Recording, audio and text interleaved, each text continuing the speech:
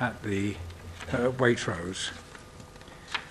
For all members and for speakers on public, can you make sure that well, first of all, could everybody turn off their mobile phones or put them to silent?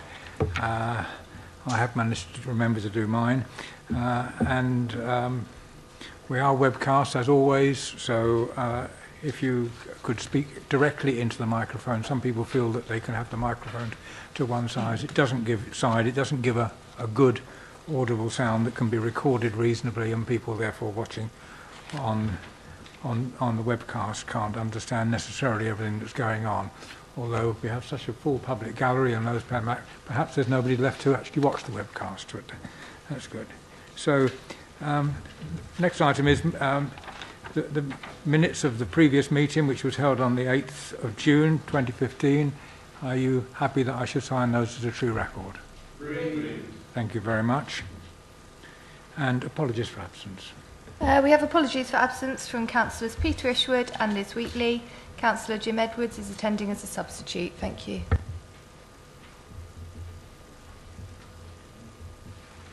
Right. Thank you very much. Any disclosures of interest? None before the meeting, Chairman. Thank you very much, Chairman. I want to disclose my declaration of interest as a member of Farnham Town Council. This matter was debated in the Town Council at its last meeting, but I am coming to this afresh in light of the reports we have in front of us. Thank you very much. Councillor Coburn.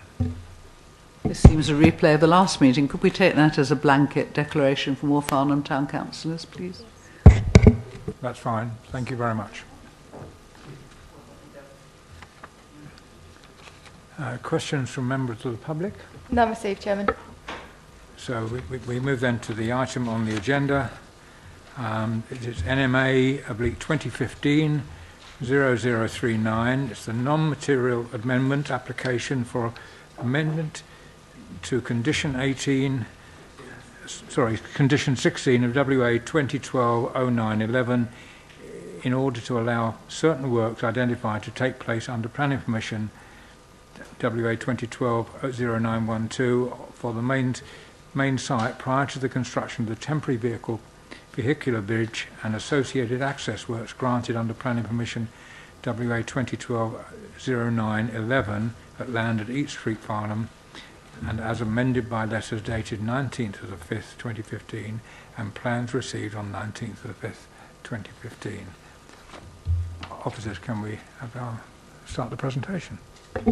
Thank you, Chairman. Before I pass over to Tim Bryson, who will take you through the details of the non-material amendment, I just wanted to make a couple of points of clarification, not least because the non-material amendments which we're used to getting at Waverley are almost always dealt with as delegated items by officers. Just to remind about the purpose of a non-material amendment, that is prescribed by government guidance, and that states that the purpose of an NMA allows local planning authorities to make changes to an existing permission in a straightforward application where they are content that it is not material. So the only judgment for you tonight, members, is to consider whether the proposed change to Condition 16 of the bridge application is material. That's the beginning and the end of it for you tonight, members. It is worth reminding that there is no definition of material. That really is dependent on the context of the overall scheme. So there is a judgment there for members tonight. Tim will explain the details of the non-material amendment. I think it's fair to say that officers are very clear that in our judgment the changes are so minor as to be non-material, but again that's a judgment for members ultimately. A few more points. I think it's worth highlighting that what isn't part of your consideration tonight is any conflict or any introduction of any landholder interest. Your role is as a planning committee only, unaffected by the council's interest as landowner or contractual relationship with the developer. Neither is it necessary or relevant to pass any judgment on whether it is appropriate for the applicant to pursue an approach which seeks to allow material start on the site. The law defines material starts and clearly intends that to provide the opportunity for the developer. And finally, worth restating, neither is this the opportunity to revisit the planning consent for Brightwells. That is an extant consent, it's a full consent. It is worth highlighting, though, members, just in relation to Brightwells itself, it's our largest brownfield site with a consent for redevelopment. It's a key element of the Council's 5-year supply of housing. It will contribute 239 houses towards that. If members refuse the NMA tonight, then clearly what that does mean, and I don't think there's any argument about this, the current scheme is not deliverable by the 6th of August. Now, it's in the gift of the applicant to resubmit, but until a new permission is given, we cannot count those figures towards the 5-year supply figures, and what that would do is put further pressure on greenfield sites, not just in Farnham but elsewhere. There's no appeal to the refusal of an NMA. It would simply mean that this would fall to the applicant to submit a new application.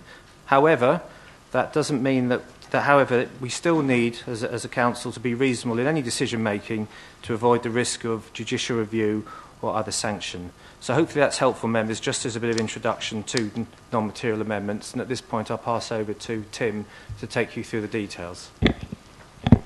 Thank you, Matthew. So members, starting off with the site location. The site's located in the town centre of Farnham. The pavilion building proposed to be demolished is here outlined in red. You have Sainsbury's to the west, former Redgrave Theatre to the north.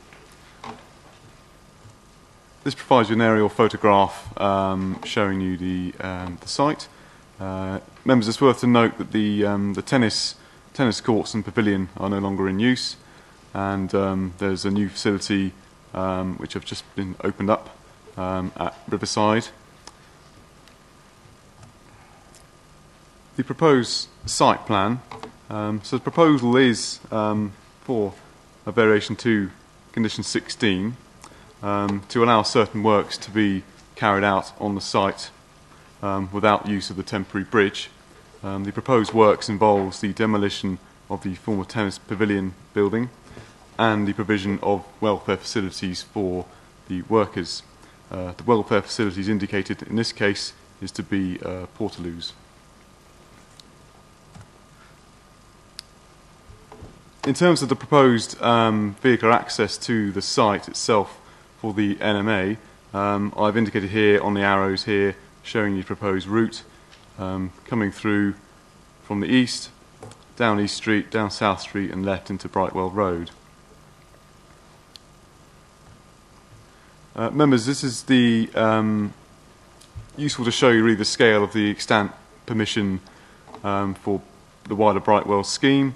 The existing pavilion building under this proposed on this NMA is over here. Really, that gives you an idea of the scale of the extant permission. Members, here is an extract from the environmental statement for the wider Brightwell scheme. This is very useful in showing you the indicated time frame for the construction period for the wider Brightwell scheme. You will note at the bottom, anticipated between 29 and 40 months. The proposed demolition period for the current NMA is 2 weeks. And this is an extract as well from the environmental statement about showing the anticipated lorry loads for the excavation and foundations part of the construction for the wider Brightwell scheme.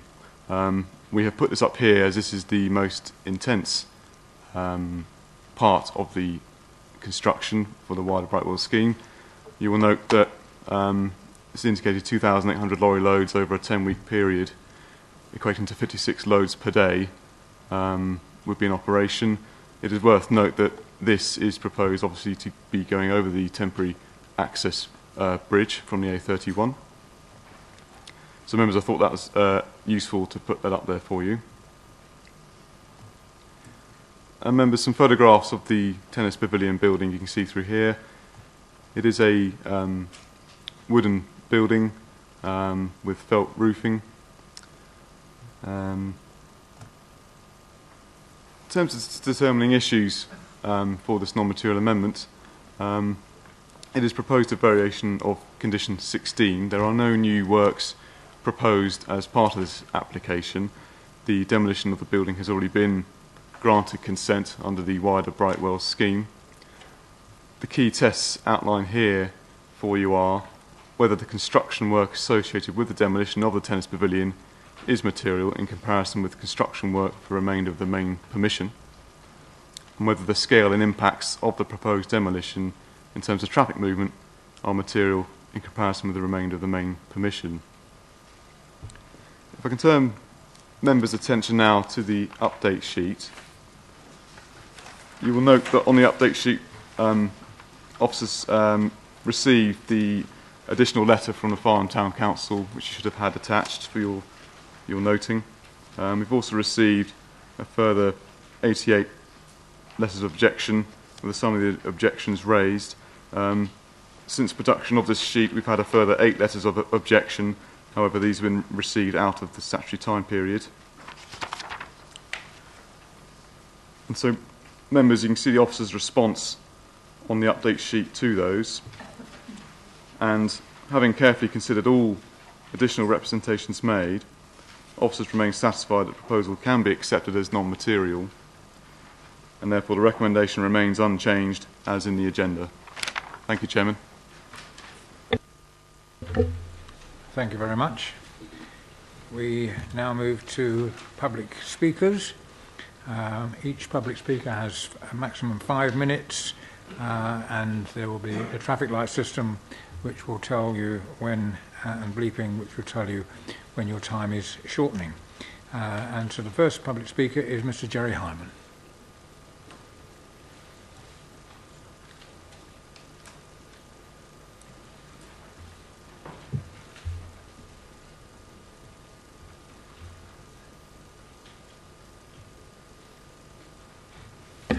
Thank you. Good evening, members. Good evening, Chairman. Good evening, officers. I'm speaking on behalf of Farnham residents and the Residents Network. It is an upside-down world, it seems, because I agree with Surrey County Council highways. That rarely happens. And simply on the grounds that they're saying that the movements which will be required for the demolition of the pavilion would be insignificant. That's as much as I agree with them with. Of course, upside down world, we're presented with a non-material amendment, supposedly requesting a material operation, a material start. It's material enough to come to the Joint Planning Committee and be consulted upon, and the definition of, by law, of a non-material amendment is that it does not require consultation. It's not expected. It is so immaterial that no one would wish to speak about it. No one's interested. And it is requesting and implementing consent for a £70 million EIA development by non-material amendment. That's supposedly insignificant. So is it an important decision that you're taking this evening, members? Perhaps not, because condition 42 of the Brightwell's main consent says that before any demolition works take place and development commences, further back surveys and emergence service must be carried out as recommended in the Habitat Survey report, etc. And any mitigation must be carried out prior to any demolition works taking place or developments commencing. So, repeat that, any mitigation must be carried out prior to any demolition works taking place or development commencing. So, the Bat House must be constructed before any demolition works can take place. So perhaps tonight's decision isn't significant. That's something you might wish to think about, that if you are thinking that you have to bring this forwards in order to rush the scheme through. I'm afraid there's a condition that you imposed in 2008 which says, quite rightly, because there hasn't been a survey done of the pavilion, and bats, there's a lot hang around there, and the poplars near them.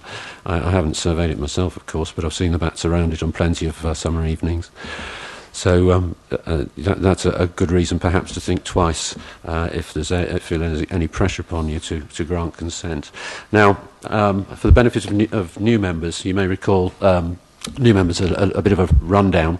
In summer 2008, councillors were assured that construction access would be provided, but it was absent when the Brightwells application came to the Joint Planning Committee in September 2008. There was strong resistance from Crest Nicholson and officers to the construction access being put in to the development, but it was approved in 2008 only upon the strict condition of that being provided before the main development commences. It had become absolutely clear to members of the Joint Planning Committee that Crest had no intention of providing that dedicated access, so members insisted upon a planning application within 12 months. 2 years later it arrived because in the meantime Crest had submitted a Section 73 variation of conditions application supported by officers to have that condition removed, and members rightly rejected that application. And then following the CPO inquiry, after we demonstrated that the plans for the construction access were impractical, your officers started preparing a new construction access proposal using a Bailey Bridge. You haven't seen that in front of you. You don't know whether Surrey County Council will allow you to consent that if it comes forward, but you do know that that's Waverley officers who are putting it forward in the pre-application advice, not Crest Nicholson, because Crest Nicholson haven't done anything about it, updating the environmental impact assessment as necessary for some time. The problem here, the main problem here, is that the construction access traffic problems that would result have never been assessed in combination with the main scheme, and they are that was addressed. It was admitted by Waverley Borough Council in a Regulation 19 request at the end of November 2010, which states there is a lack of clarity in respect to the effect of the phasing of the Royal Deer traffic lights. There's no modelling how this junction would operate, and the in-combination effect of the two proposals has not been assessed. Now, the problem here is that condition 10, where that assessment is placed, is Farnham's only protection against the town being gridlocked by the Royal Deer junction reconfiguration. Unless we are guaranteed a construction access and traffic assessment, the main safeguarding effect of the original consent is lost. That is the main effect of this development, and that's why we ask you respectfully to refuse consent. Thank you. Thank you very much. We now call on Councillor John Ward from the Town Council.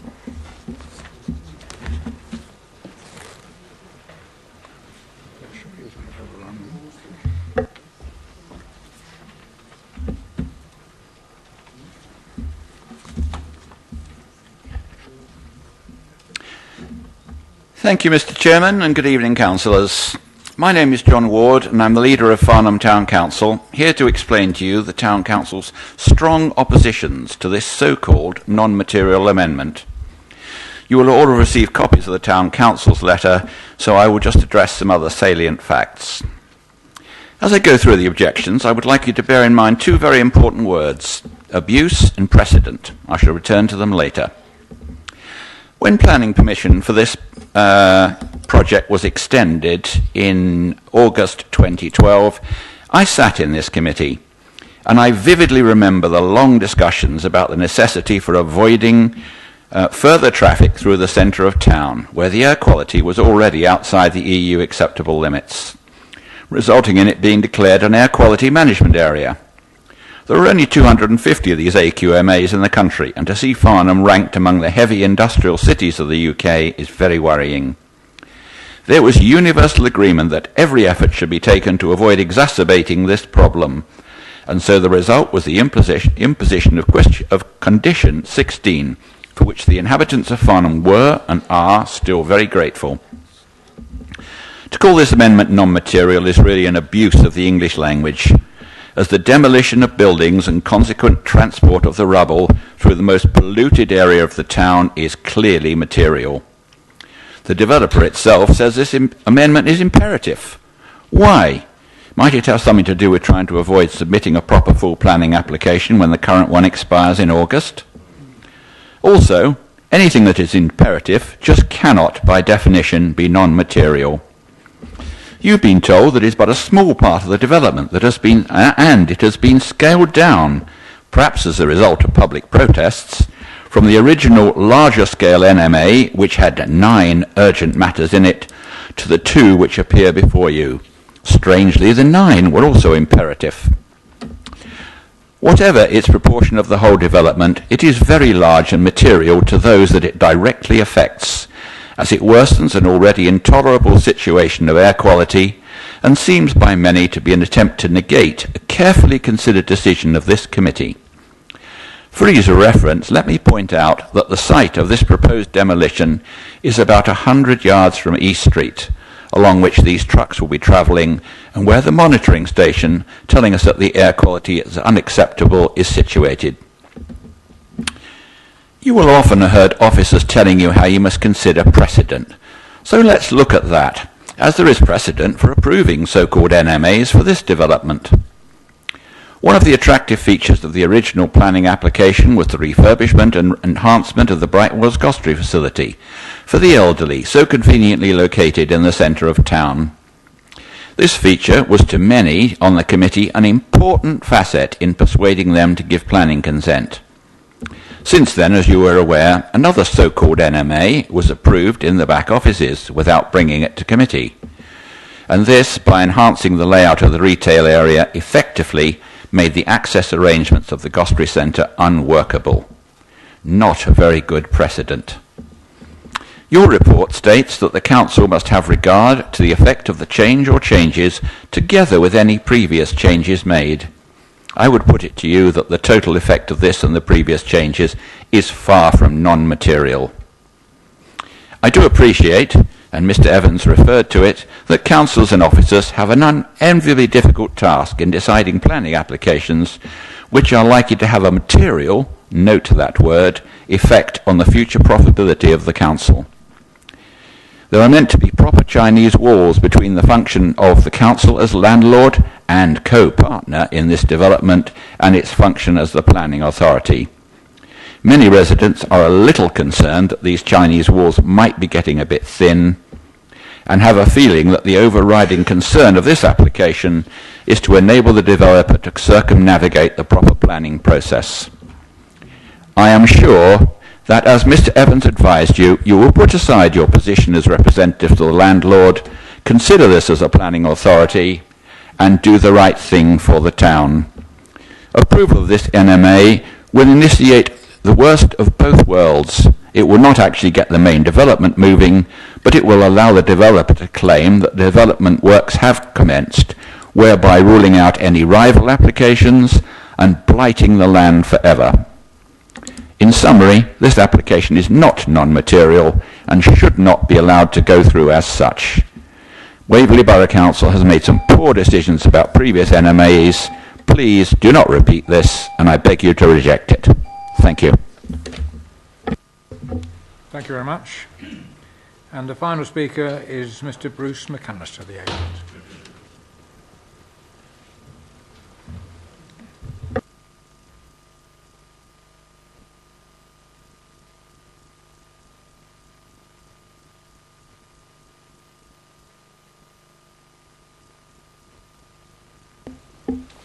Good evening, ladies and gentlemen.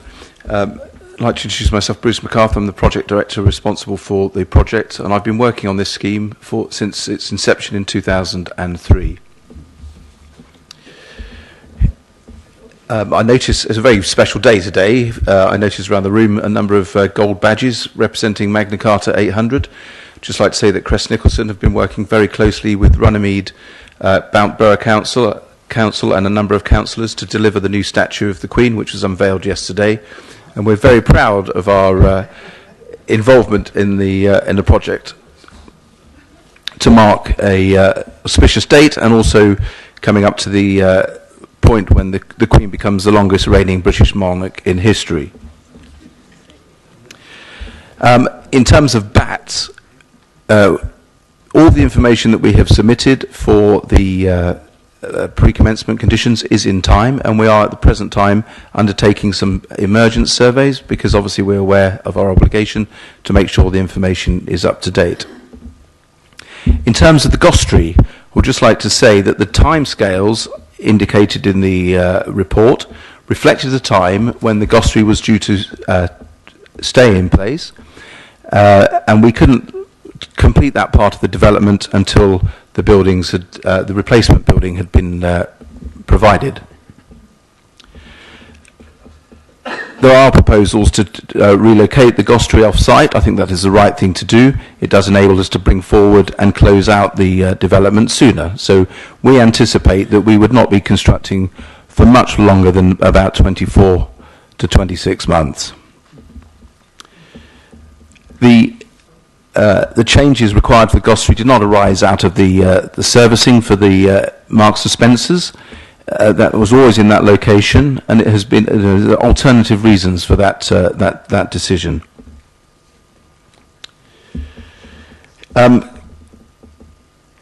We're talking about condition 16 of the bridge consent, really, and whether that, well, it's required.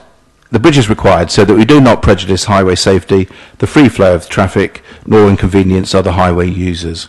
The clause requires the bridge, and we're not moving away from that. We do believe that the bridge will be a great asset to the development process, particularly when we're moving the material required for the bulk excavation. We are aware of plans for the Woolmead, and we have noted that there's a fairly significant basement excavation required there. We are going to provide the bridge.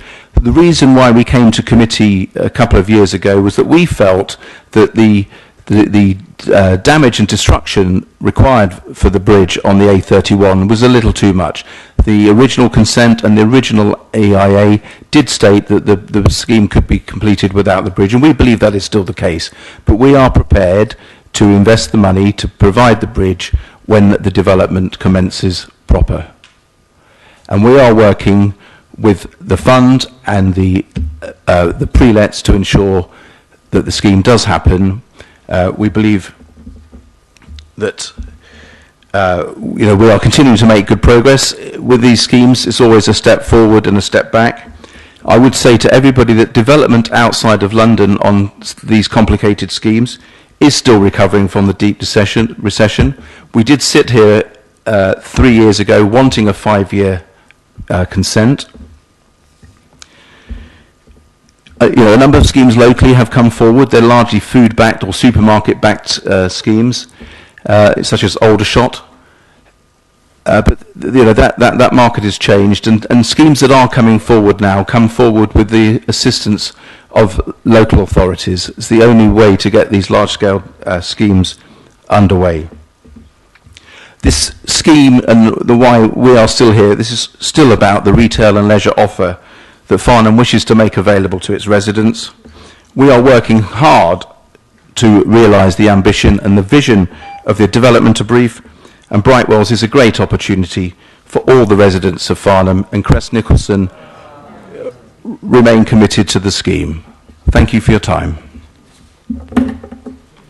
Thank you very much. And ladies and gentlemen in the gallery, you were very quiet while your own speakers were there. You obviously didn't like to hear the agent giving his point of view. Could you please maintain silence during the debate that we're about to have? So we're now open to a debate, and Councillor MacLeod, you wish to open the batting.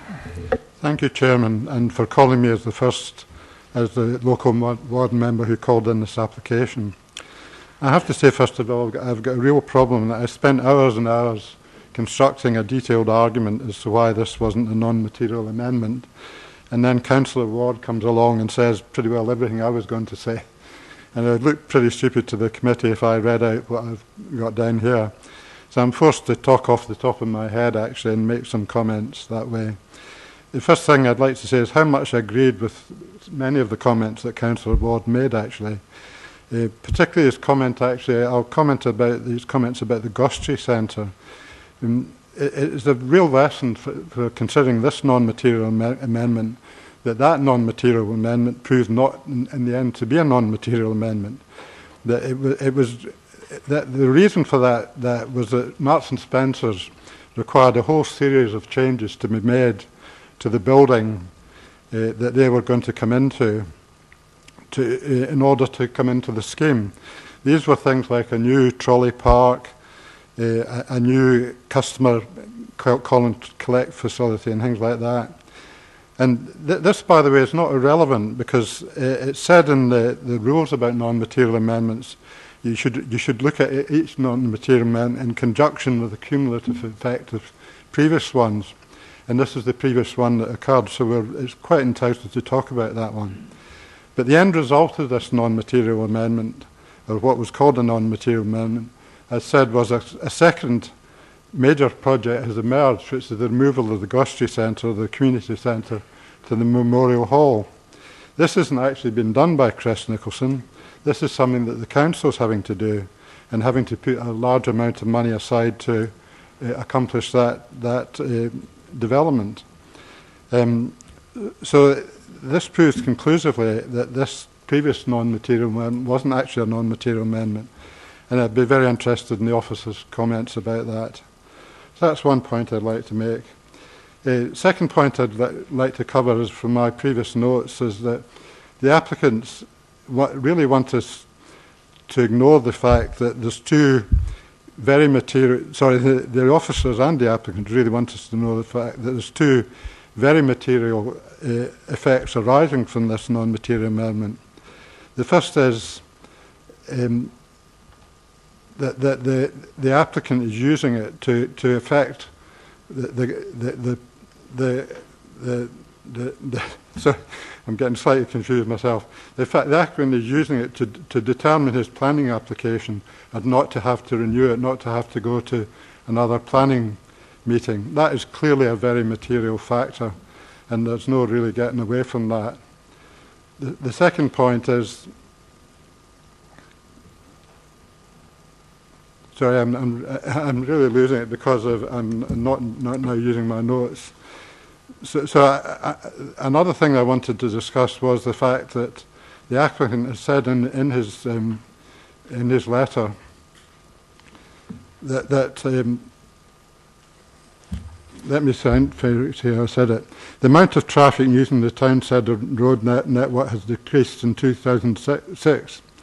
Anyone who uses Farnham's nodes will know that this isn't the case. I looked up the Department of Transport's published figures counts for the Guildford Road and South Street, the two roads most affected by this proposal. In 2006, the traffic accounts were 8,079 and 13,443 vehicles per day, respectively. In 2014, the latest figures available were 9,994 and 18,111 vehicles per day. This represents an increase of 23% and 35% in the traffic since 2006, where the applicant has actually suggested it's decreased. The officers didn't appear to notice that in their response and didn't say anything about it. So overall, what I'd say about this thing is that the applicant is trying to use, really as Councillor Ward has said, they're trying to use a non-material amendment procedure that was never designed for that purpose, and they've created that problem themselves. They could have actually built this bridge at any time in the last 6 years. They've had planning permission to do so, and they've chosen not to do so. And effectively, what's happened here, they've actually run out of time. I'd ask members to consider what would we think if, in fact, the time scale was not running out on the 6th of August. But what if it was actually due to run out in December and the applicants came forward with this application? We would actually say to ourselves, you've got this planning permission on condition that you build the bridge, and you're not proposing to do so. You're actually asking us to actually help you get out of a problem that you've created for yourself. You've created a problem that it's not actually possible for you to make this material start because you haven't actually built the bridge. If there was sufficient time to build the bridge, I think we would actually be telling the applicant to go away and do it. Are they really serious about this proposal and about this scheme? They've had 6 years to actually do it. They've had 6 years to build the bridge. They've had 6 years to start the actual main application. And what the situation that now appears to be developing out of this, which seems to me to be a highly material fact, is that the agent of the applicant said that he was proud, he seemed to say he was proud that this thing started in 2003, and here we are in 2015. So we've been going for 15 years on this. They've actually had, as I said, planning permission for 6 years to both build the bridge and to start the main scheme. The end result of what's actually happening here is what we're going to finish up with after 13 years is a demolished tennis pavilion. And secondly, a second thing we'll finish up with is a hole in the road, not in the road, a hole in the land somewhere near Borough Walk, that the applicant has a second planning permission that he has to actually do something about so it doesn't expire, and so that condition 16 doesn't expire, by the way. That will expire on August 7th when the bridge application expires as well. Now, his intention appears to be to make a material start in the bridge application by, we're advised, digging a hole. So what we're going to finish up with after 13 years of this scheme is a demolished tennis pavilion in a hole in the ground somewhere near Waverley Walk. It makes me wonder what is going to be said about this and making waves. Waverley has for many years regularly told us that this project was just Councillor about... MacLeod, do you think you could wind up, please? I certainly will, been going for Mr. quite Chairman. a long time. I haven't put the time wrong, but Thank you. I'm And aware. I must apologise that my remarks were a bit confused, but I actually really confused myself by having a script that I then had to go off and do it and talk extempore, and I'm not actually quite so good at that. I'm better at writing things than talking, so I do apologise for that. But I'd perhaps like to say one final thing. Another thing that seems to me to be a highly material factor in all of this is public perception and the public view of us and the public view of this scheme. I've been told by a planning, and this will be my final remark, Chairman, I've been told by a Chief Planning Officer of another borough that they would not actually consider using a non-material application to deal with something that was of such public controversy. The public concern about this and the public view of what's happening here is a highly material factor in my view. And that alone is a reason why this shouldn't have been considered under the non-material process. So thank you, Mr. Chairman, for your indulgence, and I hope perhaps I might be given the opportunity to say something at the end, responding to what other people say. Thank you. You're very welcome to come back afterwards, but probably not for 15 minutes, if we may. And thank you, Honourable. Thank you first for the agent to actually remind me how long I have been involved with this, because I was there at the very beginning of all of the judgments on all of the 6 or 7 various proposals on what we might do. And I look forward with great interest to what might happen when the Warmead application comes in and how we deal with the traffic movements there. Now, Councillor Goodridge, I understand you wish to speak next. Thank you, Mr. Chairman. Firstly, it's been suggested that the fact that it's before joint planning shows that it's a material matter. Well, of course, any local member can bring this matter to a committee, and the fact that it's before our committee and the officers aren't dealing with it themselves without coming to the council is not relevant. What is relevant, in my view, is that we agreed some time ago that for Farnham to have the East Street development built by all the traffic going through the town was not acceptable, and hence a planning permission was granted in 2012 for the temporary construction of a bridge to deal with the demolition and construction. And Grass Nicholson have made it clear that that is still their plan, and clearly if they were going to build this construction without the main construction, without the bridge, we'd have something to say about it.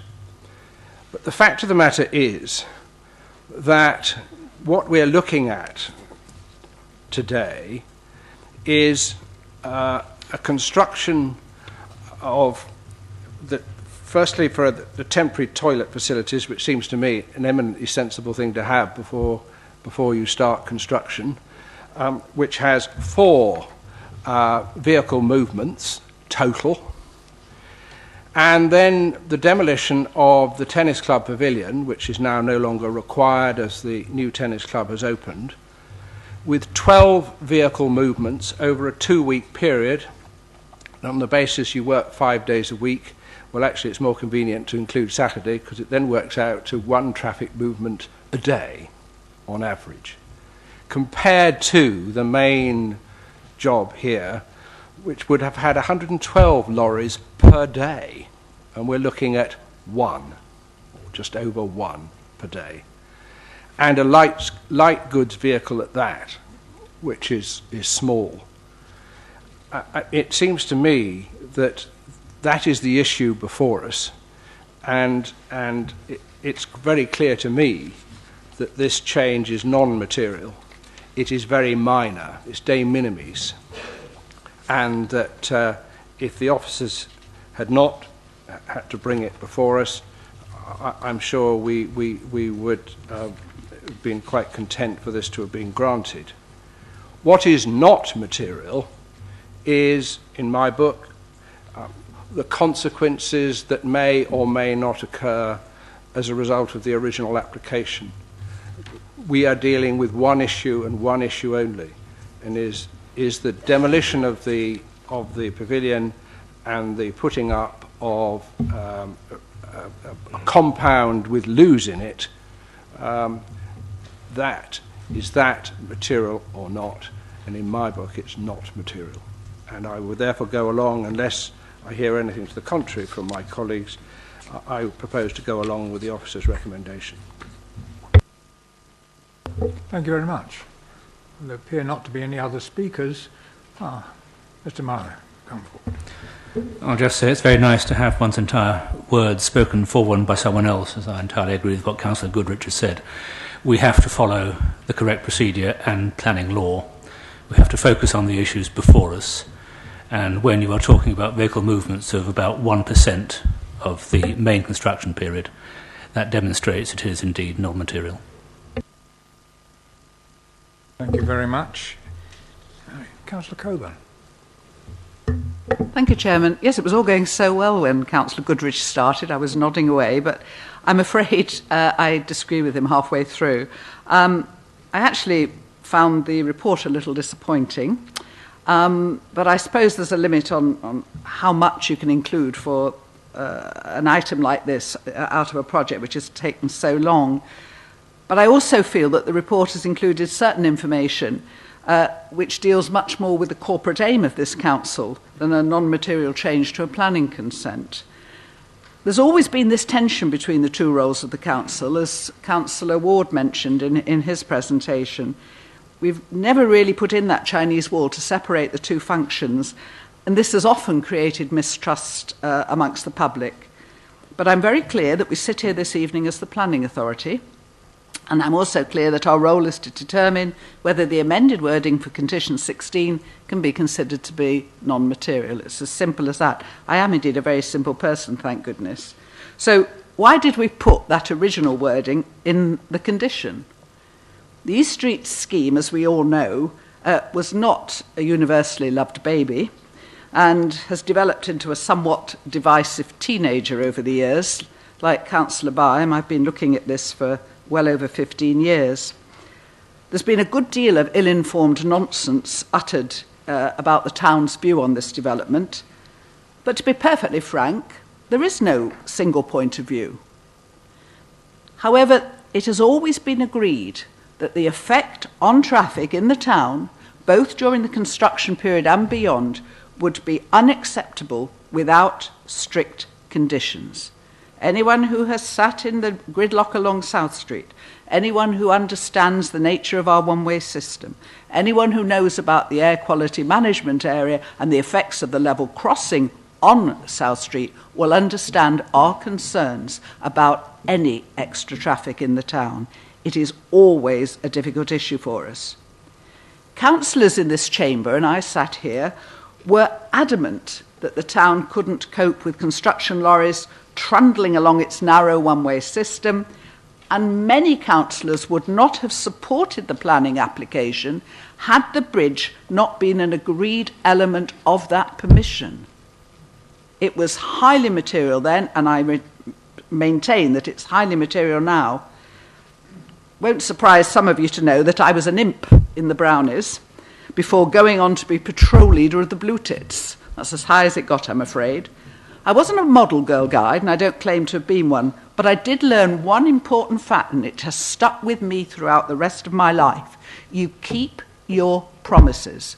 If you don't, where is the trust? How can communities function? You keep your promises. And in this very chamber, Waverley Borough Council promised the residents of Farnham that a bridge would be installed before any works took place. That's what we agreed. The extent of the proposed works to me is not the point. The condition was worded to enable us to keep our promise, which was to minimise the cumulative effects of traffic movements on both air quality, which is a huge issue in our town, and daily life. We all know that householders come in for NMAs frequently. They vary the size of dormer windows, the shape of a roof line, and many of these applications are turned down, and the applicants have to submit a new application. Here we have a change which is highly material, I still maintain, and it will affect all the residents of our largest town. Crest Nicholson may say that the revised proposed works are relatively small, but what will they come back for next? Every parent remembers the child who pushed the limits until you were beyond exhaustion and you relented, and by golly, didn't you regret it the following day? So, as far as I'm concerned, if Crest Nicholson wishes to implement the planning permission it holds, let the company get on and build that bridge. After all, we've been told for years that this scheme is shovel-ready. Just find that shovel and get building. Thank you very much. Councillor Frost. Thank you very much, Chairman. Much of what I was going to say has been said by Councillor Coburn. My concern is we had an NMA before us which included the demolition of Brightwell's house and the theatre. Not Brightwell's house, sorry, the theatre. Suddenly, that NMA becomes just a shed which is the tennis club. Was that a ploy to get this through without any comment by us? Because I think that there is something deeper in this one. And I am concerned that if we go through with this and we grant this lesser application, that suddenly we will find that other parts of the site are being demolished under this one application. And there will not be 12 movements over 2 weeks. There will be many more movements and still no bridge. I'm interested in air quality. I'm interested in getting congestion out of the town. And whether it is 12 vehicles or 250 vehicles, I am concerned about the congestion. Now, as my colleagues have said, they have had plenty of time to build the bridge. It doesn't even have to be the proper bridge. It could be one of these temporary, I always call it a Bailey bridge, but one of my colleagues says, no, it's an equipped bridge. It's one of these bridges that the army put in to do something. But we have got to think about the people of Farnham and the impact. The traffic in the town is getting worse. It is not getting better. So whether it's one vehicle, 250 or 12, I personally do not want that number of vehicles.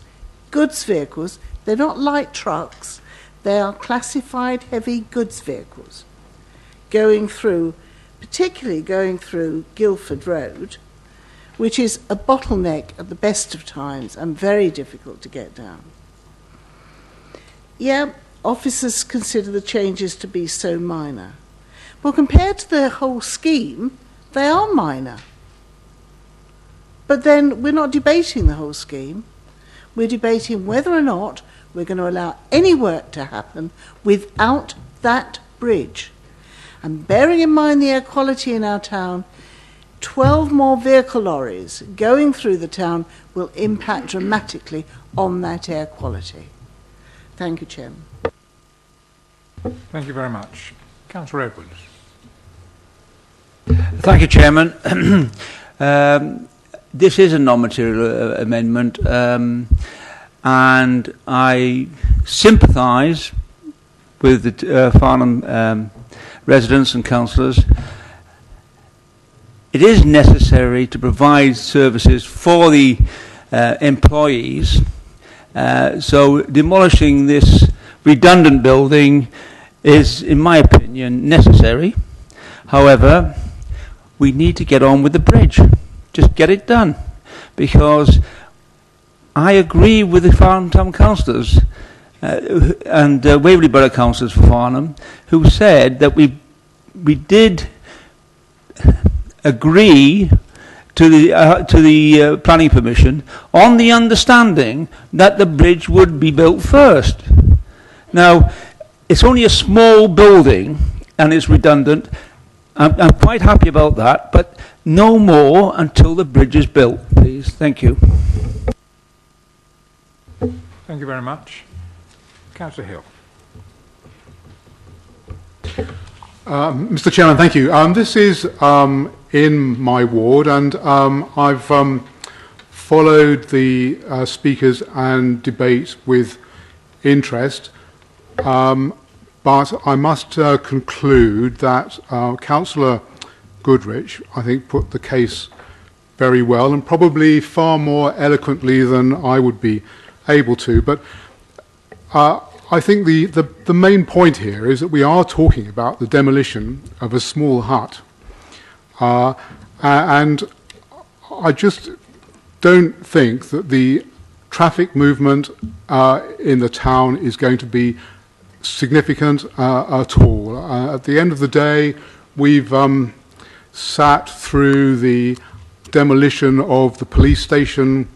We saw the health centre demolished, and we're now seeing a substantial elderly people's home being built in the centre of Farnham, and I haven't personally been aware of any substantial issues caused by those events. And so I think that the only conclusion that I can reach is that it is indeed a non-material amendment, and I will be supporting that this evening. Thank you very much. Being a great recycler, as most of my colleagues know, often thought, well, I don't know how big this is, but perhaps I could take it down myself and use it in my back garden. I need a new shed. Mr. Williamson. Sorry, Councillor Wilson. Thank you very much, Chairman. I've received a whole stack of emails over the weekend on this from the residents of Farnham, with lots and lots of questions that they've asked me to put forward this evening. But in fact, quite a lot of them have already been asked by the other councillors, by the other members. And I'd just like to make a couple of points. I tend to agree with the effect of driving a couple of lorries to and from the site is going to be absolutely minimal. But that's not really the point, because tonight is really about whether this committee is willing to allow Crest to remove a requirement of the construction access, and most importantly, whether we will let that start at Brightwells before they've conducted the honest assessment of the likely effect of the demand constraint on the traffic proposals. It's going to gridlock Farnham, the town centre, and it could result from the pedestrianisation of the Royal Deer proposals, which threaten the entire town centre economy. I realise that the matters raised by the residents, and particularly EIA issues, could be quite sort of intricate legally. And I wouldn't want to sort of go into sort of an exempt sort of session to get the answers to the issues. I wrote down some pertinent questions, and I'll just sort of summarise the first one, if I may.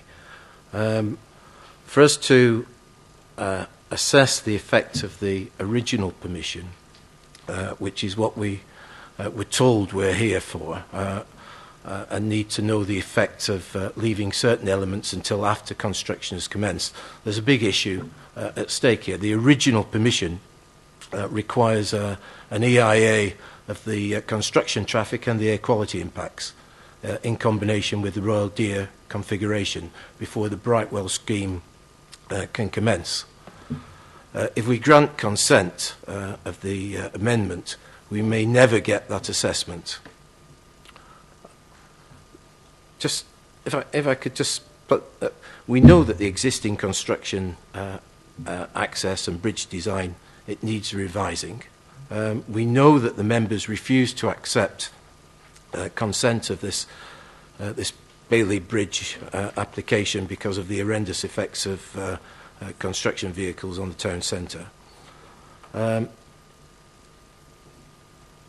If we have allowed the contract to go in an unconditional way this evening, on the strength of the consent granted tonight, wouldn't we, in effect, be held to ransom by Crest?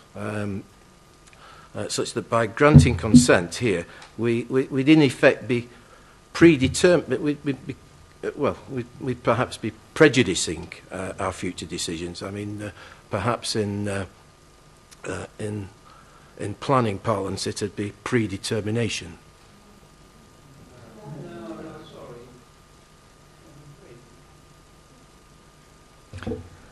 Clearly, colleagues, you've concluded now. Thank you very much. Councillor Hess. Thank you, Mr. Chairman. I think this is a trust issue. What I mean is this. Any programme of this nature will have a schedule, a detailed schedule, which includes the initiation, last safe date by which the bridge needs to be built. The fact that Crest Nicholson have chosen to let this date pass, so that we've had to have this meeting to consider this amendment, will have been done with Crest Nicholson's full knowledge that they were going to miss their own last safe moment with which to start building the bridge. So the point is this. If we let them away with this, what will they come back and ask for next? And I think that's possibly the point that you were trying to make. So if we're serious about this project, and that's both the Council and Crest Nicholson, let's get serious. And if they need, they will have, and as part of their schedule, their programme schedule, they will have a mitigation plan. So if they don't get permission to build, for this amendment tonight, rest assured they will have a mitigation plan by which they will deploy Plan B and get something up in time. I challenge us all to oblige Crest Nicholson to meet their obligation and get the bridge put up properly. Thank you. I'm needless to say, I will be opposing this. Thank you very much. Councillor Forestry. Thank you, Chairman. When I came in this evening, having read my papers at length, I was minded to think that this was quite straightforward and it was clearly a non-material amendment. But having said that, having listened to my fellow councillors in the room tonight and representation from Farnham Town Council, I've listened with great interest, and I have to say I'm afraid that I'm starting to change my mind on this, and I resonate with the comments of Carol Coburn in the sense that you do keep your promises. And where I would be concerned going forward, and I would have grave concerns, is where will this end? Will it open the floodgates to more non-material amendments coming forward? And will that alter the scheme in the future? And will it tie our hands behind our back? And I think if you've put something down and you've made that promise and this committee has passed it, you should stick with it going forward. So therefore, unless somebody else says something else, I'm minded not to go along with the officer's recommendation at this moment in time. Thank you, Chairman. Thank you very much. Councillor Ellis. Thank you, Chairman. I listened with interest to what Mr Goodrich said, and nothing that I have heard since really has convinced me to change my mind in that I do believe this is a non-material amendment. I see no reason for refusing it, not supporting the officers. I am, of course, aware of the deep concern of quite a number of Farnham residents, and I wonder really whether or not, should we be minded to approve this as a non-material amendment. We might also add to condition 16 under the recommendation that the applicant is reminded that this is the one and only non-material amendment to condition 16 that will be permitted. Thank you, Chairman. Thank you for your wise thoughts. Councillor Marner.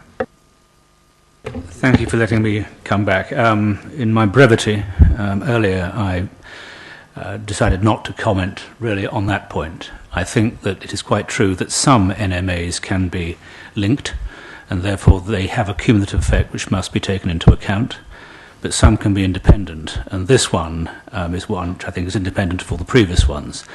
But I would strongly agree with the point that Councillor Ellis has made, that there should be no other allowances, and that this particular one, which, if you look at the effect on traffic movements, one movement a day is, as Councillor Hill pointed out, nothing at all, and it is frankly absurd to think that it would make any difference.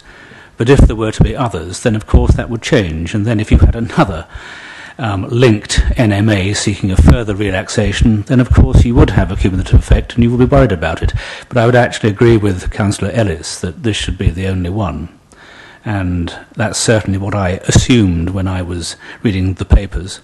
And I would certainly keep my position of supporting the officers on that basis only. Thank you. Thank you very much. Councillor Tennant. Thank you, Chairman.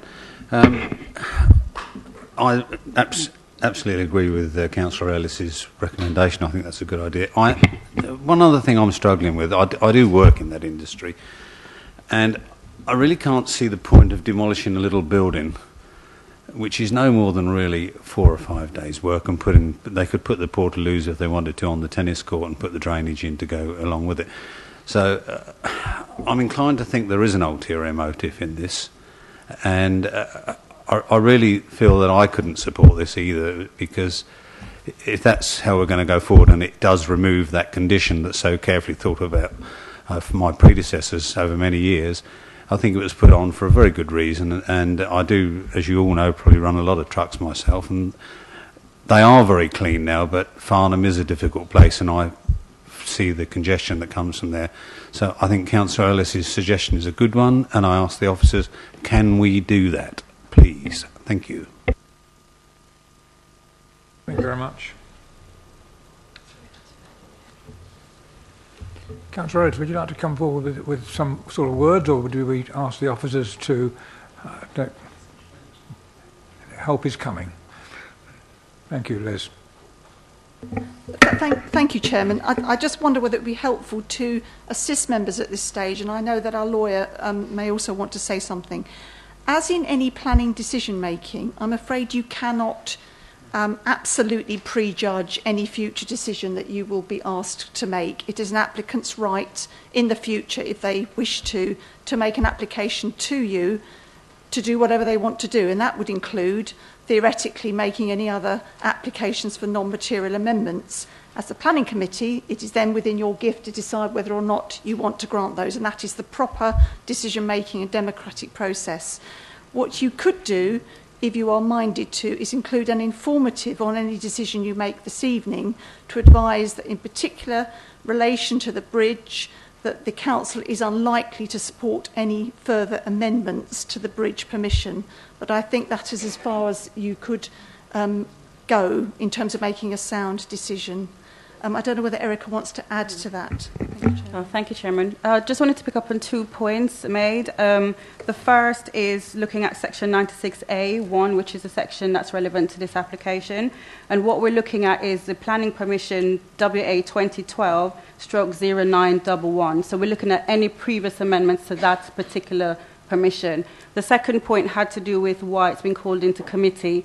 The legislation actually says that there's no obligation on the council to consult with residents, and you may consider their opinions if you want to, or the representation. However, you're not under no obligation whatsoever to consider that, because it's not a planning application. So I just would like members to be reminded of that, and that any decision that you make tonight is subject to judicial review as well. Thank you Thank you very much. Councillor Addis, are you happy with the advice that we've been given on that? Thank you, Chairman. I'm always happy to accept Mrs Sims' wise counsel. She knows planning far better than I ever will. But if an informative, as opposed to something stronger, is appropriate, I would be happy to support that. But I am minded, of course, that this planning application, the planning permission, will expire on the 6th of August. And I think if we haven't actually dealt with this and made a start on the bridge by then I think all hell is going to break loose anyway. And I'd rather that didn't happen. Thank you. Thank you very much. Councillor Addis, if you wish to come back. Thank you again, Mr. Chairman. It just occurred to me, what's happened to the loos in the old tennis club? They're presumably still there.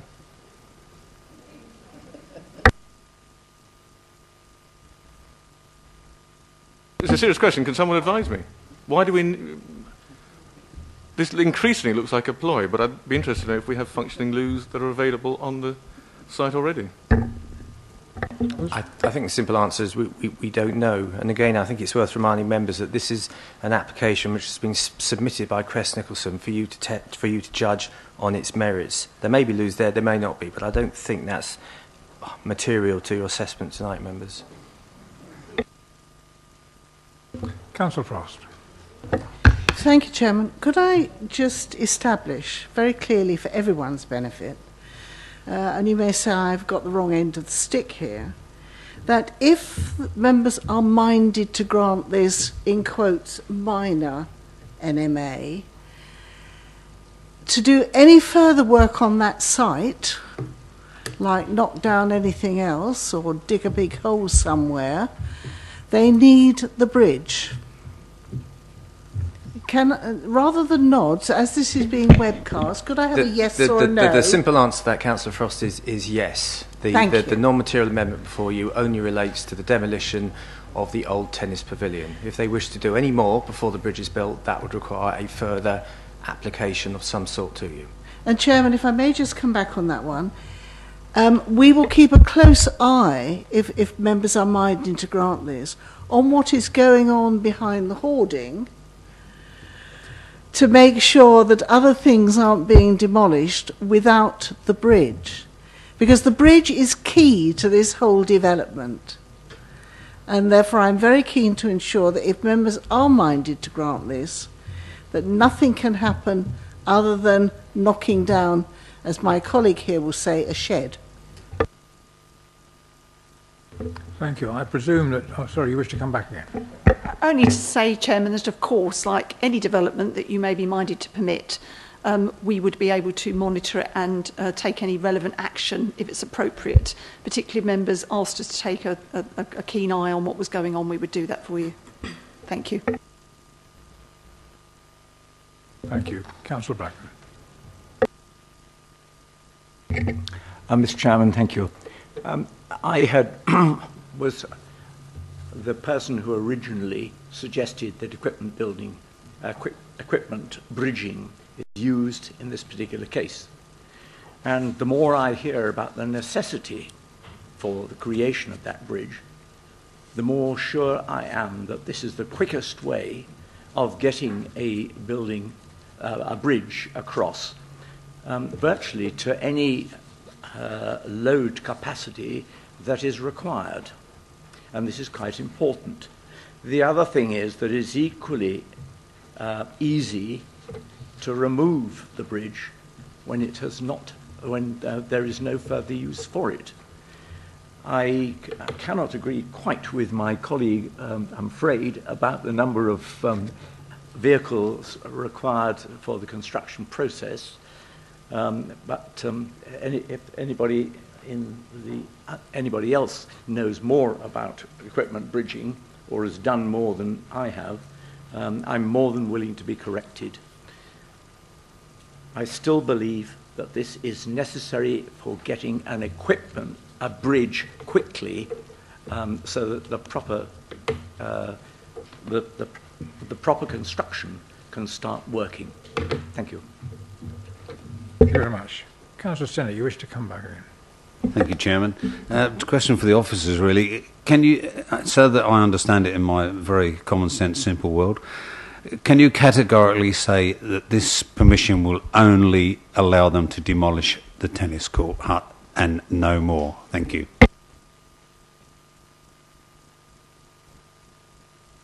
I think I answered that a couple of minutes ago. Absolutely right. The non-material amendment only allows for the demolition of the tennis pavilion prior to the bridge being constructed. If the applicant wished to extend that demolition, then that would require another application.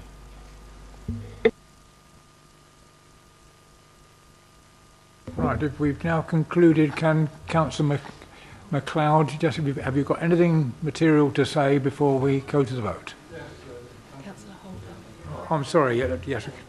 Sorry, Thank you, Chairman. Well, I'll keep my remark brief, actually. The thing that's frustrating me right now is that my understanding of a non-material amendment, what makes it is the effect. What is the effect of the amendment? And although Councillor Goodrich and Councillor Milner are extremely eloquent and knowledgeable speakers and well-respected speakers, they have focused entirely on the issue of the traffic going through the town. And they're actually ignoring the effect that the applicant is actually requesting.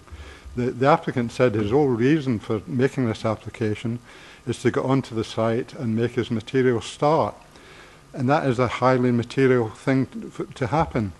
And it seems to me that one thing we should not ignore in coming to this decision is what the applicant himself said, what his reason for making this application is. That is his reason for making this application, to make a material start, to get onto the site. So I do not see how this can be a non-material amendment. And second reason, it really is what Councillor Coburn said, that breaking a promise, this condition is there to fulfil a promise to the people of Farnham, and breaking a promise cannot possibly be non-material. And that seems to me these points have not been answered by anybody. Thank you, Chairman. Councillor Holder, I'm sorry, I had your name down, but I missed you in my anticipation. That's all right, Chairman. Can I propose that condition 16 is amended so that the word further is put in, so no further development shall begin with the exception of the works identified in Schedule 1.6, etc., and the demolition of the tennis club before the bridge is constructed. Thank you. Officers, would you like to comment on that?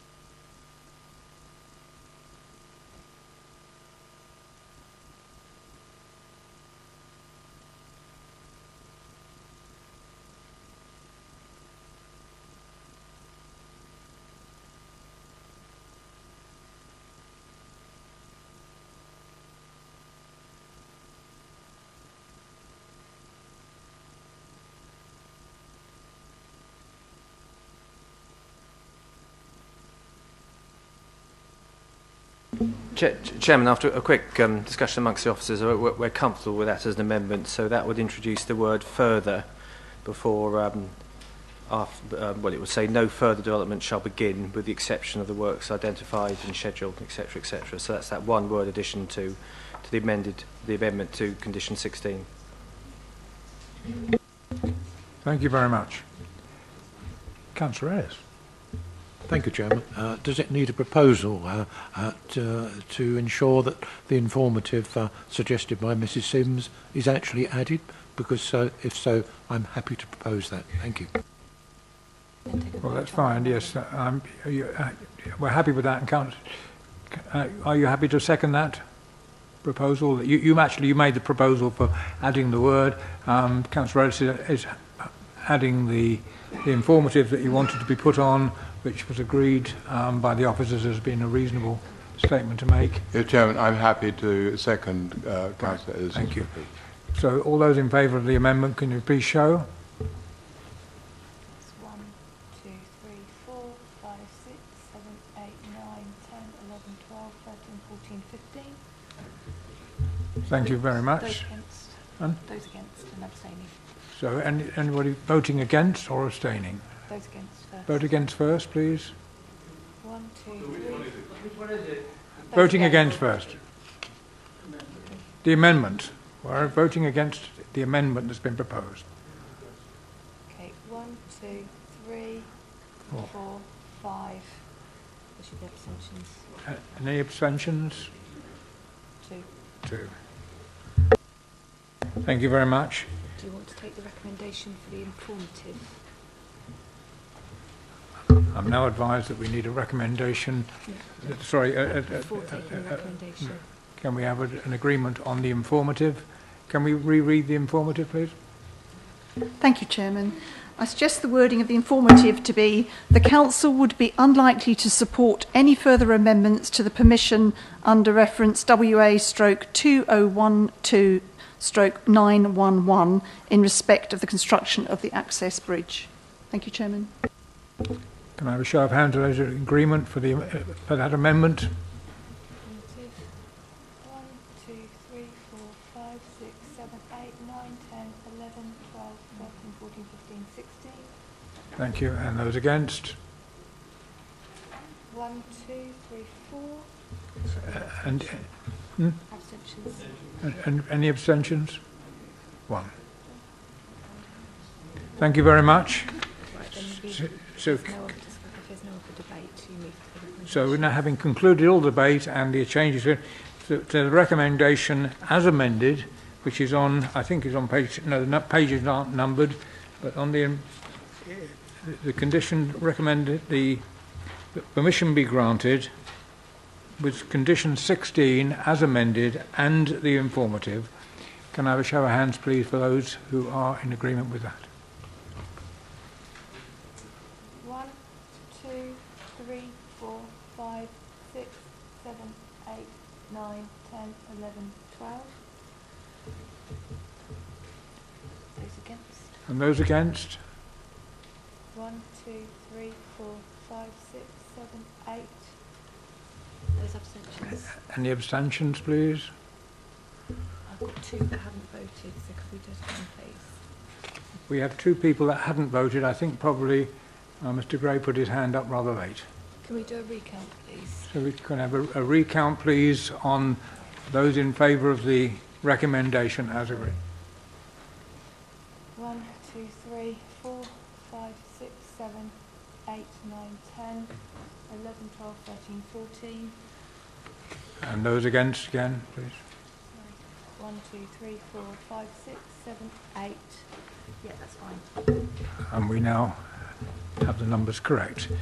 So the recommendation has been passed by 14 to 8, so that application, NMA application, is agreed.